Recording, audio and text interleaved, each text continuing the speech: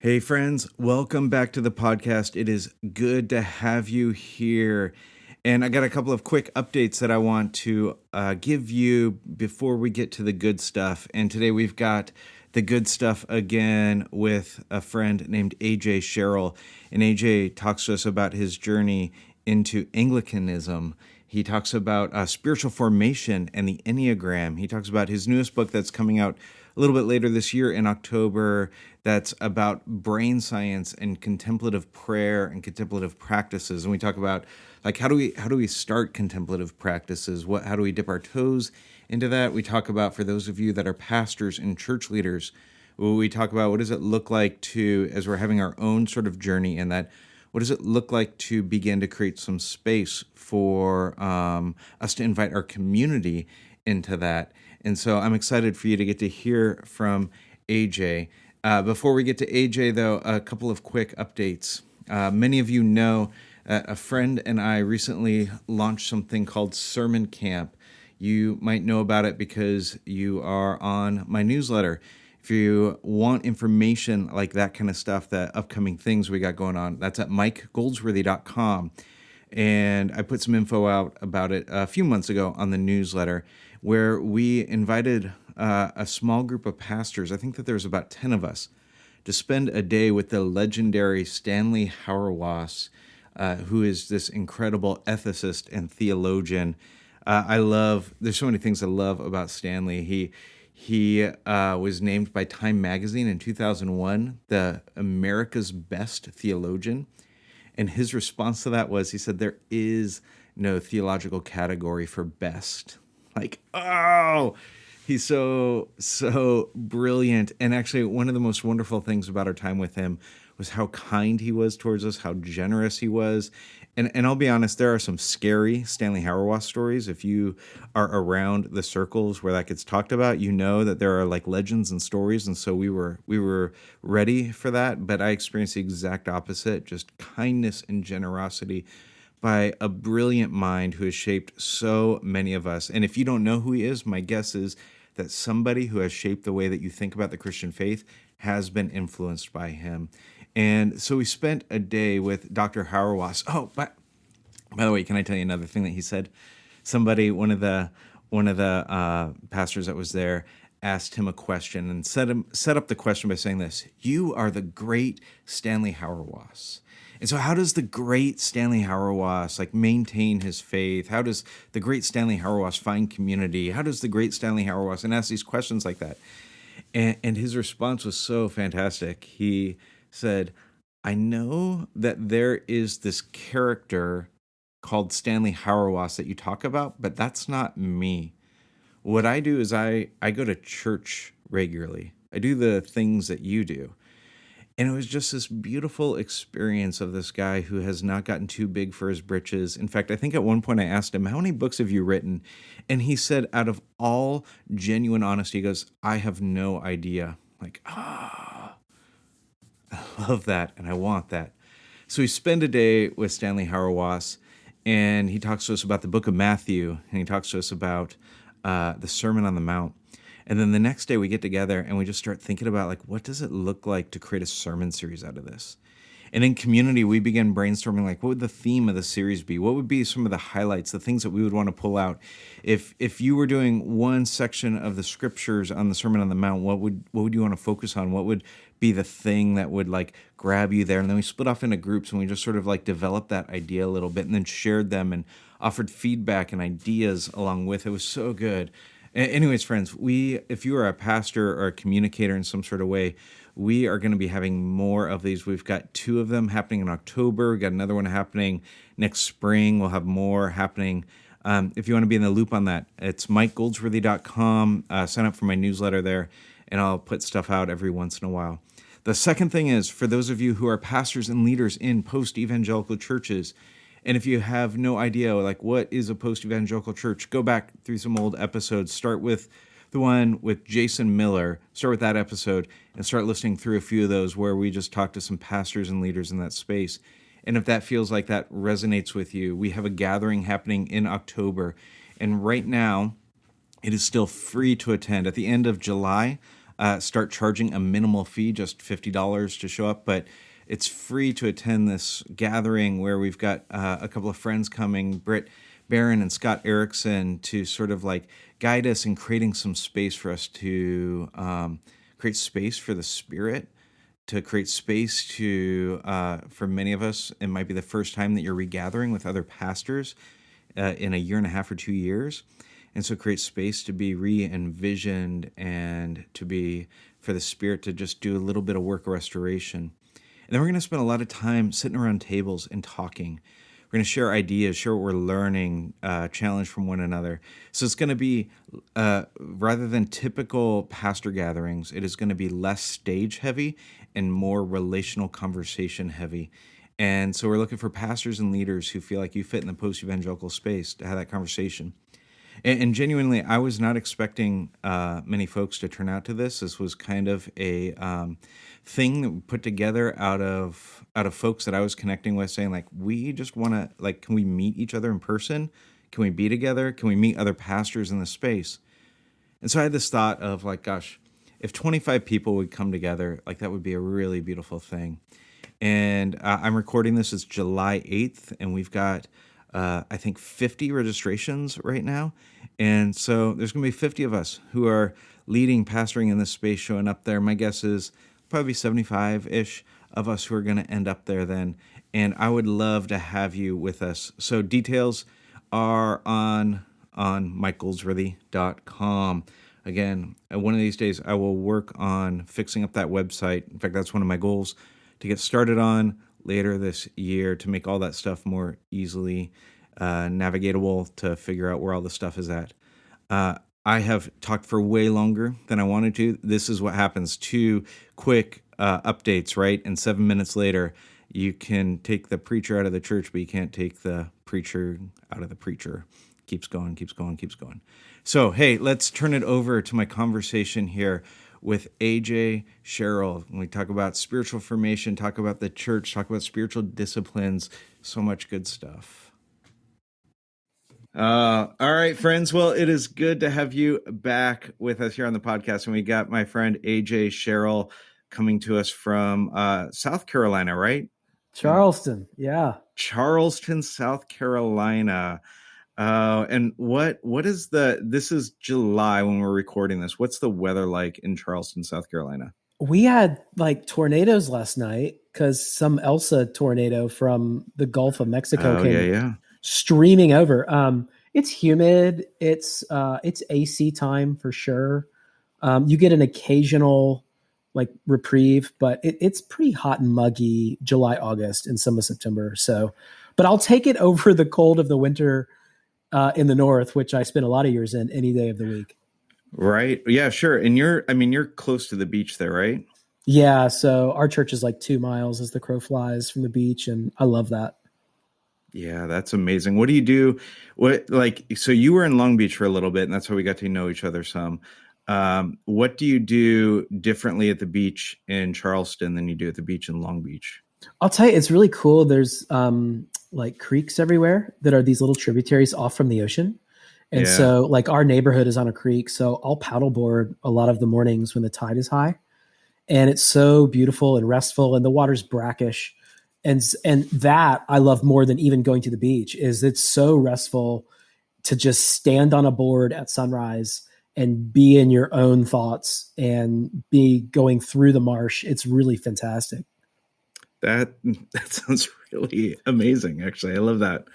All right. So you, after Long Beach, went out and were pastoring in New York.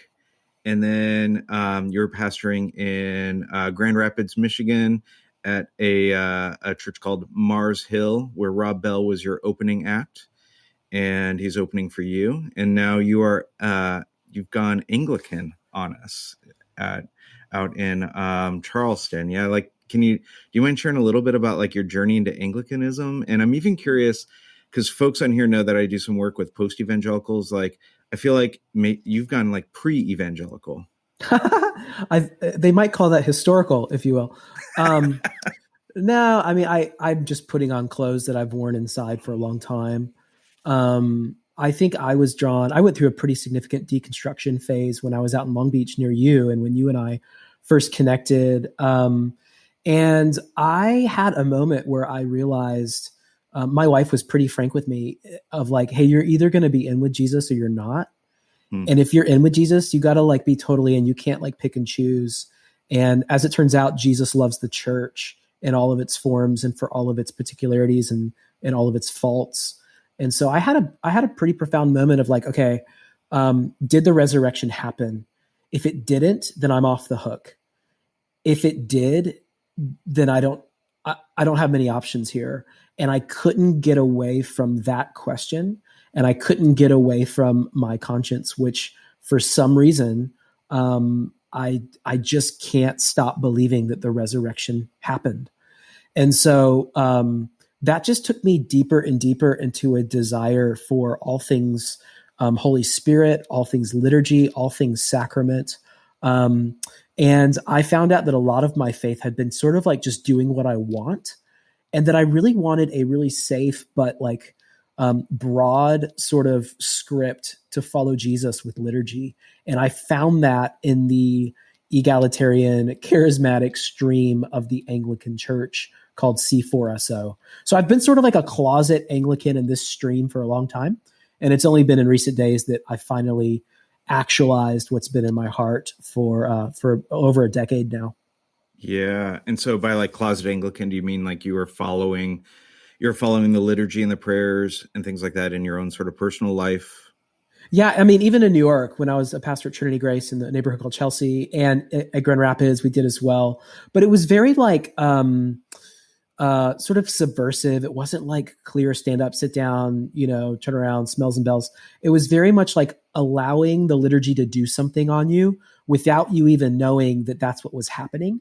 So it was sort of like following the broad brush of those things. Like we weren't legalistic about it at all, but we did say that there are certain pivots that Anglican liturgy is trying to do in us, like confession and like the passing of the peace and like saying the Lord's Prayer and receiving the Eucharist. Like these sorts of things we would very organically put in there through music, through different strategies that would be refreshing rather than sort of rote and, overtly religious, in a way that people were like, wow, like, is this all new? This is great. And it'd be like, actually, it's the oldest thing we can imagine. And we're sort of resourcing and retrieving a great tradition that we think is a really broad path.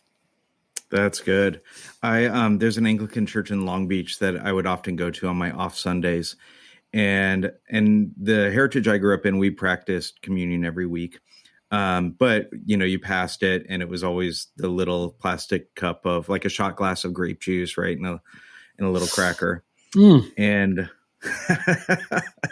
and so that Anglican church was my first experience of going up to the front, receiving from is it a pastor in the Anglican church, or is it, do we call them priests? Well, we're a low church, which means like we don't take all that sort of stuffiness very seriously.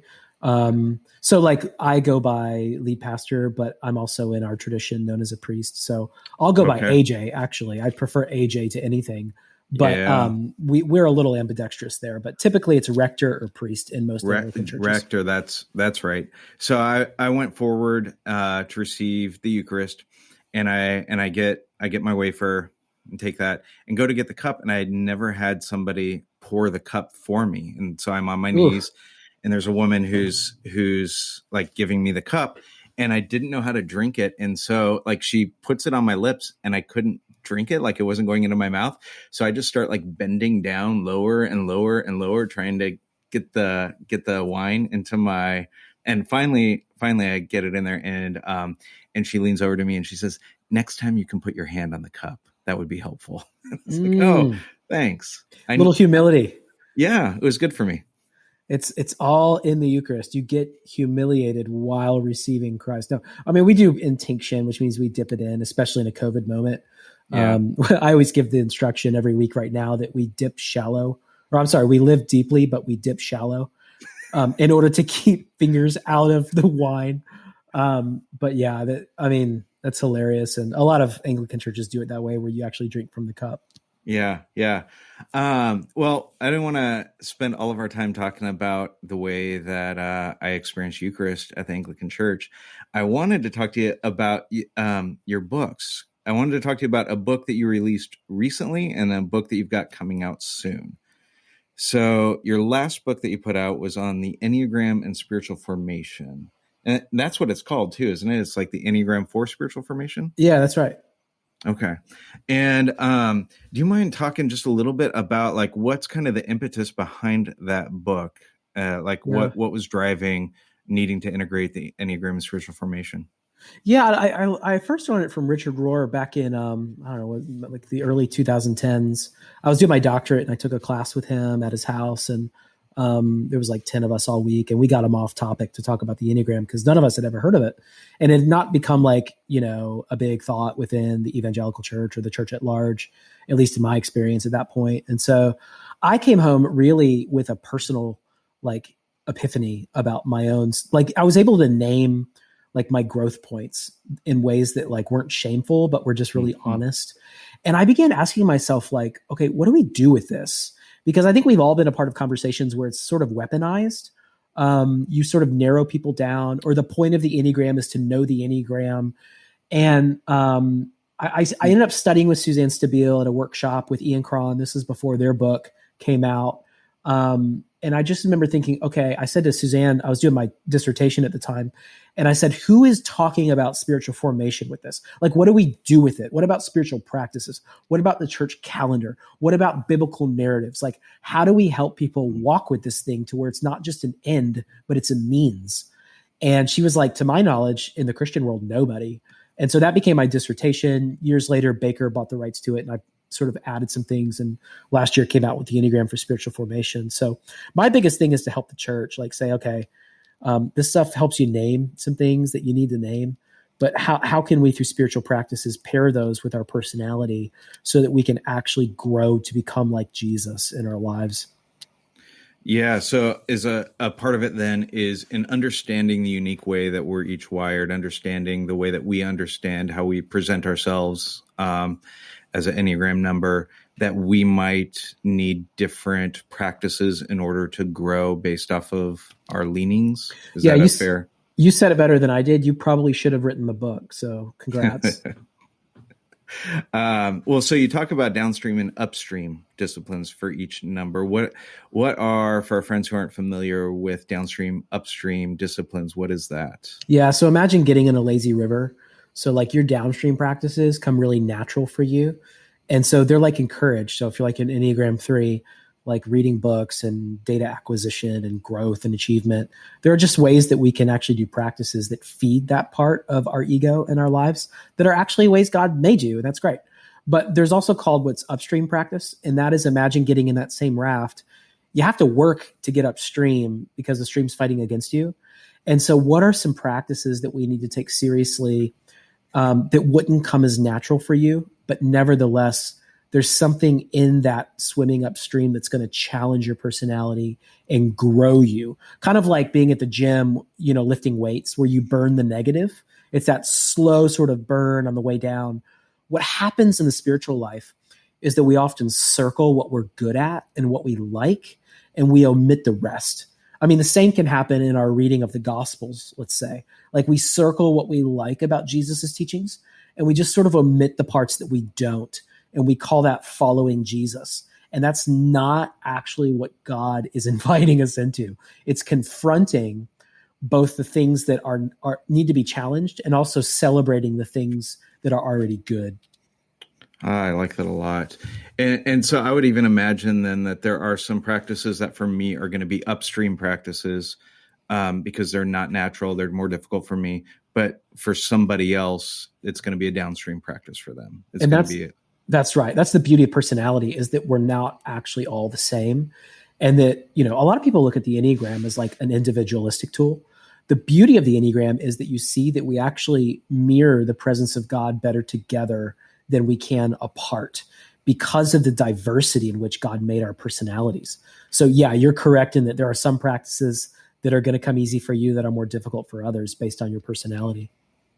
Yeah, and so I heard you talking about, I think it was on our friend Steve Carter's podcast, where you're talking about some personal practices that you have. You had talked about, I don't know if you still do this or not, because that was a little while ago, but you're talking about maybe like not drinking wine after a certain time. I don't remember what practice you had called that, but I'm kind of curious about the idea of creating practices, creating spiritual disciplines that it's like, this is something that I need. That's not necessarily like one of the categories of these are 15 Mm. historic practices, but here's this one that I need that's specific for me. Do you mind sharing a little bit about that idea? Yeah, in fact, my next book coming out, there's a whole spirituality of sleep that I talk about, and sleep's getting like all this buzz right now. It's hilarious. So the practice of not drinking wine after a certain time has everything to do with the spirituality of deep rest and good sleep every night. And Hmm. so I just discerned, and this is like true for everybody, I think, you get to a point in your life where wine actually wakes you up if you drink it after a certain point because of the things your body's doing to extract the toxins and the dehydration that you go through. So I was just like, okay, I don't function well. I don't think deeply. I don't pray well. I'm not relationally connected if I'm tired throughout my day. So what am I doing at night that's actually like not allowing my body to get the full 8 hours that I need to really optimize my next day? And I realized that drinking wine after like 7, 8 o'clock every night is not helpful. And also eating food after about 7 p.m. Hmm. It actually does an inverse reaction in your body while you're sleeping. It's not allowing your brain to go to work to restore and heal all those places because you're digesting, it's producing chemicals. All of these things are happening that aren't actually allowing you to wake up on time the next day to move into the fullness of what God has for me. So that just became a practice where I was like, that's spiritual. Like that's not any less spiritual than maybe reading the Bible. So Yeah. I should think about that. Yeah, so I love that it's like this ordinary thing that you do that can be seen as something that's actually helping to grow you into more and more Christ-likeness. I'd be curious, do you see that as something different than like if somebody's listening to Tim Ferriss and he's like, you need to stop drinking wine at a certain time because you're going to function better in the work that you're supposed to do? Is it different because of the mindset that you're approaching it with, or is it still a spiritual discipline because it's the practice of that that's actually doing something to you? I don't know. I mean, if I understand your question right, are you sort of assuming that like a Tim Ferriss would be talking that for like some sort of secular enterprise? Sure. Yeah. Okay. Yeah. I mean, I would take a very Abraham Kuyper sort of perspective on that every square inch belongs to God. So like whether you're doing that for the sake of work optimization or whether you're doing that to cultivate a better prayer life or something, I think all of that belongs to God. So we could make the case that that would be spiritual one way or the other, because work significantly matters to the world. Yeah. Yeah. That's good. I love it. Well, so you mentioned your next book that's coming out, which is called Being with God: The Absurdity, Necessity, and Neurology of Contemplative Prayer. Which like, I love your subtitle on that, is really fantastic. And I had read something that you had put out a few years ago that I think was like maybe an early iteration of this. And so as you're getting into contemplative practices, like did you grow up, or was your first experiences in the church in a more low church evangelical kind of experience? Yeah, I grew up in sort of a contemporary Baptist tradition Okay. that felt pretty detached from anything denominational, you might say. So how do you start to like get involved in contemplative practices? Where does that shift come for you? Failure. I planted a church in Long Beach that failed, like by human metrics, meaning that it didn't produce a lot of growth or a lot of sustainable income. That's how you sort of talk about it without talking about it in church plant circles. And I realized that I didn't have a prayer life. I realized that I didn't have a life with God. I had a life at God, where I might extract some things that I felt like would maybe give me sort of like a false confidence that I was doing the right thing. And so it was through the failure of a church plant that I realized I don't know how to be with God. I know how to be at God. Hmm. And so contemplation then became, especially as an Enneagram 3, which, you know, we're known for our achievement and performance orientation. It was the invitation to receive everything by doing nothing. And by doing nothing, I don't mean being lazy. I just mean that my day needed to begin with presence and stillness not with email and performance. And that was a discipline for me because everything was about the bottom line. And to surrender that as the first part of my day became really sacred for me and a part of my own formation. So, So what does that look like for you? Like when you say your day begins with presence and stillness, like what does that practically, tangibly look like? for me, every day I make my French press coffee, which is like huge for me. It's so funny. Like the spirituality of the French press is massive. Like it's part of my thing. So I don't check phone. I don't jump into things. I make coffee. I sit on my porch and I say the Apostles' Creed as a way of saying I choose to surrender to this story rather than making up my own. And then I start with the psalm and then I just sit. And then eventually I move on with a couple other readings before starting my day. So it's not rocket science. I integrate a little breath prayer that's called the Jesus prayer for a few minutes. So I'm not spending 3 hours in stillness and silence and solitude, which the great mystics wouldn't even suggest that necessarily. But I do start my day trying to put myself in a posture of receptivity rather than generativity, if that makes sense. Mm-hmm. And are you using any kind of like tangible aids, whether like prayer ropes or icons or anything like that? Do you find any of that helpful for you? Yeah, I have before. I don't stay like very, I don't know. I like to switch it up. So like I have a rosary that we bought, I remember in Assisi a long time ago when my wife and I were visiting Italy. And I like that one. I like St. Francis. But if you don't have a watch, I find that like a little rosary is helpful because it helps you gauge your time. Because once you're done going around the rosary, you kind of know how long that takes. And that can free you from needing a clock or a watch nearby. And then I like icons, but I don't use them regularly. And so I think for anybody, like I just really always encourage mixing things up. I honestly just like sitting on my front porch and rocking. That does the trick for me.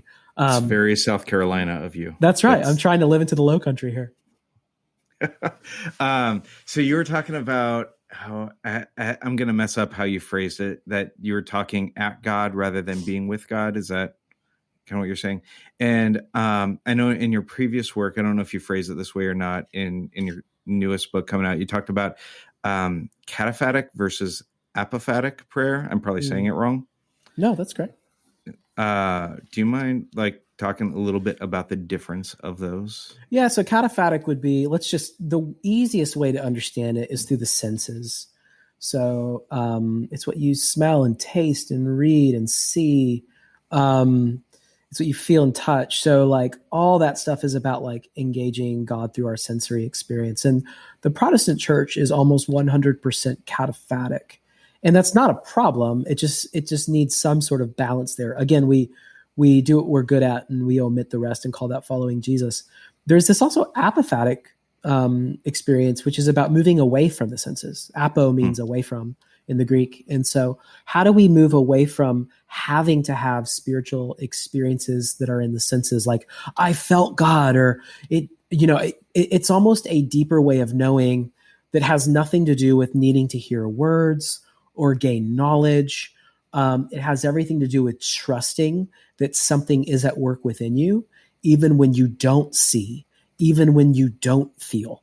And it's no different than sort of being in a deep relationship with someone where you get to a point in intimacy with someone where words are sort of invited, but they're not necessary in terms of intimacy. You can kind of look at someone and know that you're known without saying a word.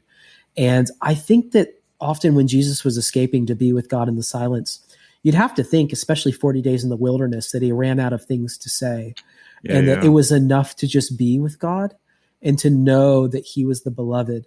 And so for us to start our day that way is really helpful. Yeah. And that gets called prayer, that like growing up in a kind of church that was much more cataphatic, that like when I would picture Jesus in the wilderness for 40 days praying, or that he would often go to lonely places and pray, that the image that I always had was he's saying a lot of things to God. He's telling God a lot of things. He's asking for things but there is this like being with that was maybe much more present. Or you even imagine that if he wasn't saying something, then God was saying something. Hmm. And so it was just sort of filled with a dialogue. Hmm. But what if God was just content to be with the Son in that space, where again words are welcome but not necessary. There's a kind of presence that far transcends like what words can curate here. There's a deeper thing there where words are great, but they're not the end all be all of the presence of God. I like to say to people, because they'll say to me often, like, yeah, I prayed and God didn't say anything, or I don't hear from God. And I always like to encourage people, if that's how you feel, maybe God's silence towards you means that through Jesus Christ, there's no longer any accusation that God has against you. Hmm. Maybe things have been so Hmm. settled in the triune God with you that God is willing to be silent, because it means that God just loves to be with you and that there's no accusation coming against you. And that's a really freeing place. So silence, sometimes we need to befriend it, as my friend Rich Velotis would say. That's so good. Yeah, that's so good. So then how does all this connect with brain science, neurology? What's the connection there?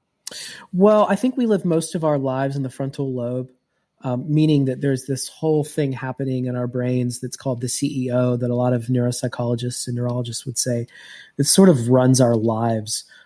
Squirrels, there's something Yep. always Yep. sort of darting in. And the contemplative tradition is really about learning to give those neurological connections a place, but not letting them run your life. Most of us really struggle, especially if you're new into contemplative practice. It's really hard. Like, there's a reason why we don't do it, and it's because we have what's called monkey mind. Like, we're just all over the place. We're fidget spinners all the time.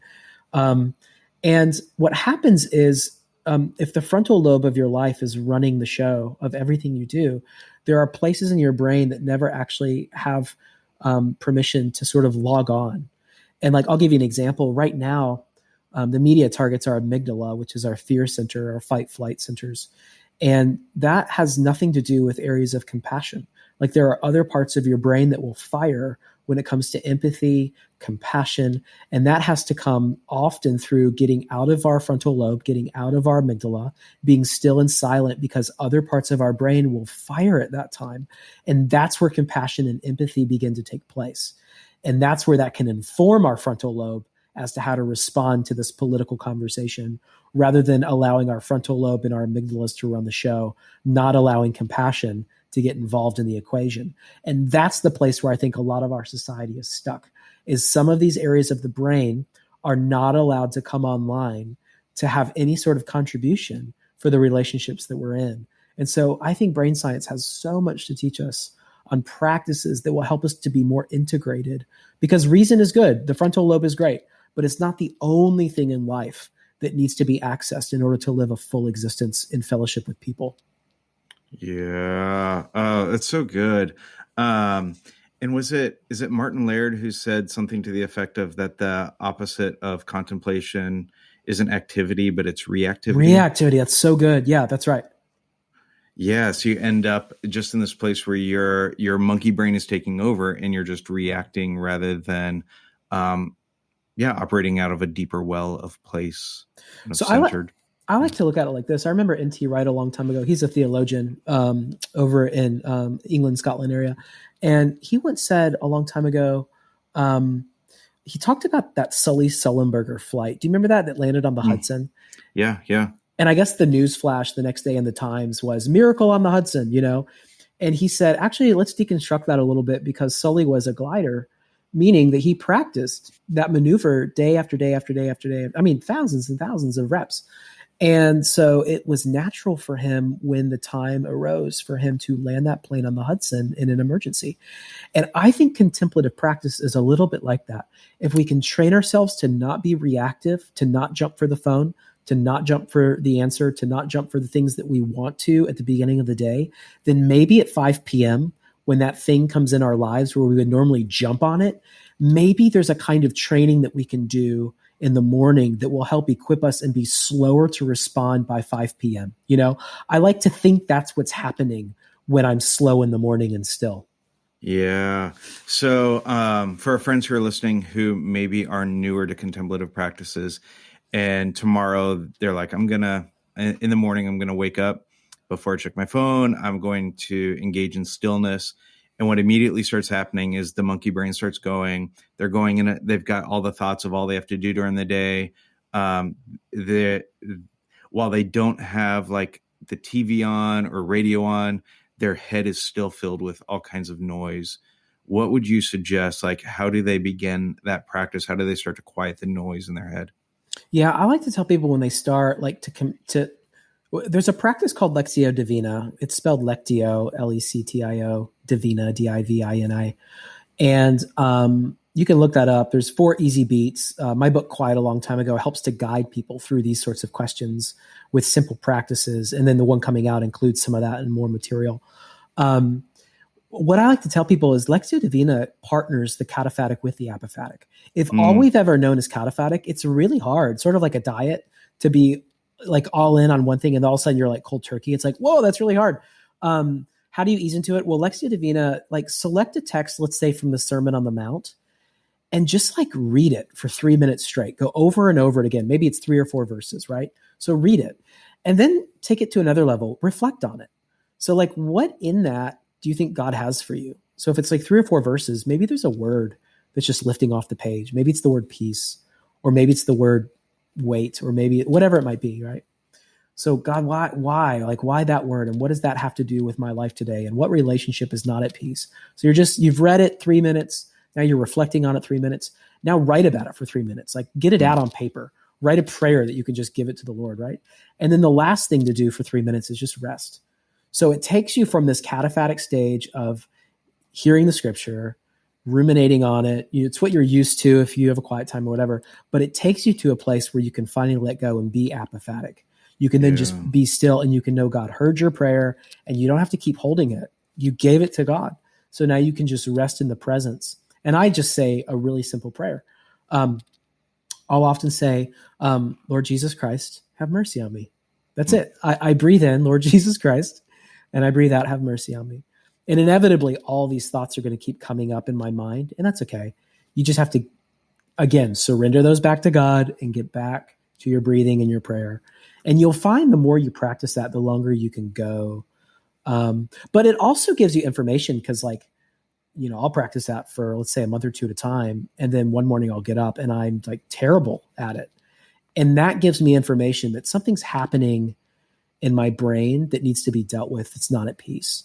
So even when we fail at it, it's always instructive that there's something underneath that God wants to show you. Hey, this really has you in your life. This conversation, this relationship, this thing that just keeps getting in the way of me being with you. So I just want to bring that to your attention, AJ, so that you can really give that to me.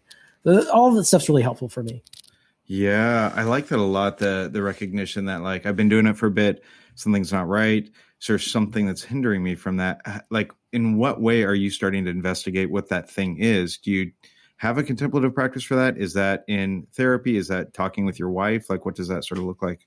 I think all of that. I think all of that is fair game. I think at the end of the day, like if you're really interested in self-knowledge, we're told that the Spirit of Christ lives at the center of our being. So that Spirit knows you more than you know yourself. So if you're really interested in self-knowledge, I think the Spirit will reveal what it is that's really at you. But I think you have to be open to that. Like you have to be open to knowing your mischief and to knowing your contribution to the breakdown. And I don't think a lot of people are very open to that because we want to win and we want to be right. That's really good. So in addition to folks I've got there's a bunch of people who will listen to this who are in some sort of process of deconstruction of their faith. And one of the things that's interesting to me is that are you familiar with Fowler's work on stages of faith? Yeah, of course. And so for our friends who aren't, like he, in the 70s, psychologist who studies like the way that people in different religious traditions are sort of maturing in their faith and looks to observe, like, are there common stages?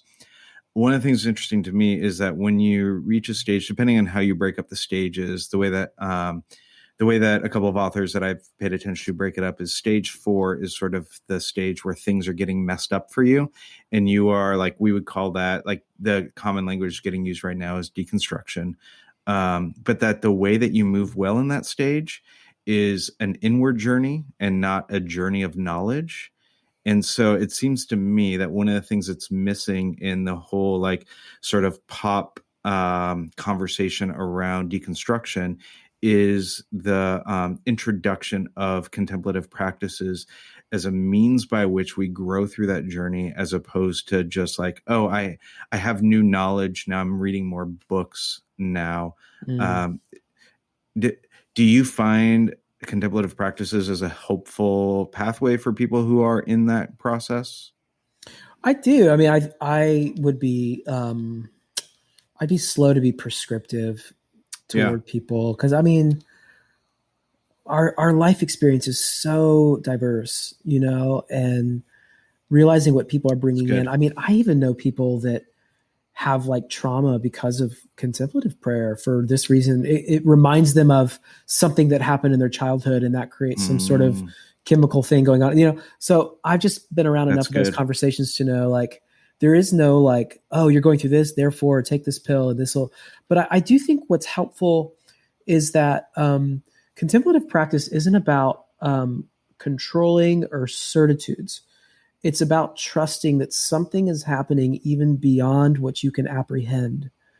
And so it's an invitation to really take faith seriously. Like, most people think of faith of like, I'm deconstructing the doctrines that were handed to me when I was a child. Mm-hmm. That's fine. That's all well and good.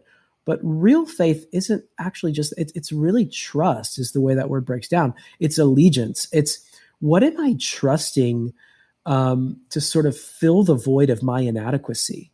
Because we're born with a vacuum of needing to be filled with something. And the good news of the gospel is that we're filled with the Spirit in a way that we don't have to earn it or perform. We receive it through grace. Otherwise, we will try to earn it from getting it from other people or from our careers or something like that. So I do find that it's helpful in deconstruction because, we've been told recently, I like this framework that, the opposite of doubt isn't certitude, it's trust. Mm-hmm. So if we want to escape just being cynics and doubters all day, it's learning, what is it that I trust is really at work at the center of the universe? And I think Jesus reveals, God in flesh, that it is the Spirit of God who has been hovering over the water since the beginning, who is renewing the world from within in ways that we can't quite fully see. And that begins in the center of the human heart. And I want to choose to trust that even when it's hard for me to believe that. Yes. That's so good. So a second group of folks that are often listening into this are pastors who are trying to lead their churches into new spaces, oftentimes moving out of evangelicalism. And a lot of them are having some sort of experience in contemplative practices, have been a part of their journey. And they're trying to figure out, like, what does this look like to bring this into a corporate space? So I know you mentioned that you were doing that in some low church spaces. Like, do you mind just sharing a little bit of like, what would be a couple of thoughts on, obviously you're not being prescriptive, but what would be a couple of thoughts on pastors and church leaders who are trying to figure out, how do I corporately move my church into having more openness to this? I don't think, let's just take Sunday. We'll talk about Sunday and Wednesday. I don't know that many pastors are operating in frameworks where awkwardness is invited. In fact, we are so committed to cataphatic spirituality in the Protestant church that we alleviate awkwardness at all costs, because everything is about transitions. And well, when you pray, we'll get the band on stage. There's no space where nothing's happening. And I think until we're clear that we're not here to satisfy consumer demands, but to really help people befriend silence and stillness, we can actually create spaces in our service that are quiet and still. I remember philosopher James K.A. Smith, we created a little formation school at Mars Hill back in the day, and I had Jamie come out and help partner with me to do that. And he said, AJ, until we are comfortable to help churches create stillness, we're not going to see the kind of peace that our community needs to inhabit in the world, because they're not even comfortable cultivating it in themselves. And I thought that was really good wisdom of like, do we have space even in our gatherings where we just we just invite people to be still. To like, what other environment throughout their week are they encouraged to be still? Certainly not at work. Certainly not raising the kids. Like, everything is about movement and time and getting ready and blah, blah, blah. And so if there's one countercultural thing a church can do right now, it's to invite the church. You have gathered, and so we can take just a moment to be still. And then we'll move into the next thing, right? So I would say find creative ways to be still in your gathering. On Wednesday nights, we've also created a thing called Seek, which is both a contemplative and charismatic service at the same time in our church, where we begin in stillness and move toward outward expression. So, we have found that, hey, let's invite people that want to opt into this at a different space, where we can do this more deeply, and to see what we have there. So I don't want to force something on everybody, especially because it's such a shock to the system.